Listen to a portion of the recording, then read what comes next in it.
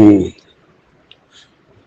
மயான் இளையராஜா பற்றி ஃபஸ்ட்டு அவரை மீட் பண்ணது வந்து தேங்காய் சீனிவாசன் வீட்டில் மீட் பண்ணோம்.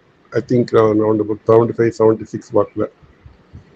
அப்போ ஒரு அன்னக்கிளிக்கு அப்போ தான் அவர் புக் பண்ணியிருந்தாங்க படத்துக்கு. ஸோ அதனால் அந்த சமயம்தான்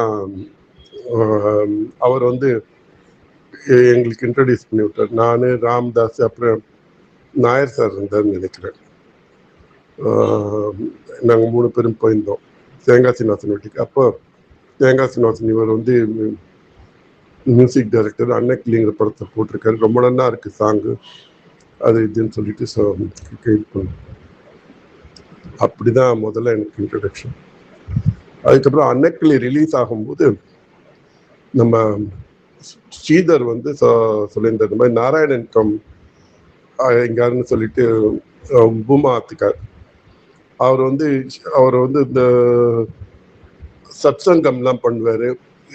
இது பண்ணார். அவருக்கு வந்து ஜெயசுதாஸ் ரொம்ப ஃப்ரெண்டு. ஜெயசுதாஸ் மூலமாக இவருக்கு தெரியும், இளையராஜாவை தெரியும்.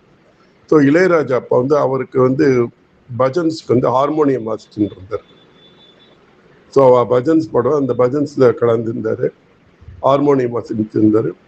கொஞ்சம் கர்நாடிக் இசையும் அவர் கற்றுந்தார். இந்த அபாங் அந்த மாதிரி விஷயங்களும் அவர் கற்றுந்தார். ஸோ அப்படி தான் அவர் வந்து சொல்வார். இப்படி இளையராஜா பற்றி நாங்கள் கேள்விப்பட்டிருந்தோம். இதுக்கு நடுவில் என்னன்னா, சொல்லத்தான் நினைக்கிறேங்கிறது அப்போ படம் வந்து அப்போ ட்ராமாவை போட்டிருந்தாங்க. அந்த ட்ராமாவை நாங்கள்லாம் போய் பார்க்க போயிருந்தோம். அப்பா அந்த கதை செட் ஆகாது அப்படின்னு சொல்லி விட்டுட்டா. அதுதான் பாலச்சந்தர் எடுத்தார். அந்த படத்தோட ட்ராமாவில் இளையராஜா மியூசிக்கு.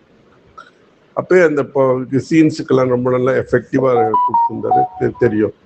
இந்த இதில் கங்கை அமரன் வந்து சந்திரகாந்தோட அக்கா பொண்ணை லவ் பண்ணிட்டு இருந்தால அடிக்கடி அங்கே லம்மாத்துக்கு 442444க்கு சந்திரகாந்தா ஃபோன் பண்ணுவான் ராஜேந்திரனோட பேசுறதுக்கு. ஸோ இந்த மாதிரி அவங்க அந்த ஃபேமிலியை பற்றி தெரியும். இதெல்லாம் வந்து அந்த சூரியகாந்தி, அன்பை தேடி, அந்தரங்கம் சமயத்தில் நடக்கக்கூடிய விஷயங்கள் இப்படி தெரியும். அதுக்கப்புறம் இளையராஜா ஒரு பீரியட்ல அவர் ஃபேமஸாக வந்தார். சுந்தர் வந்து கோடைமழை ஒர்க் பண்ணும்போது இளையராஜாவை அப்ரோச் பண்ணான். ஸோ இளையராஜா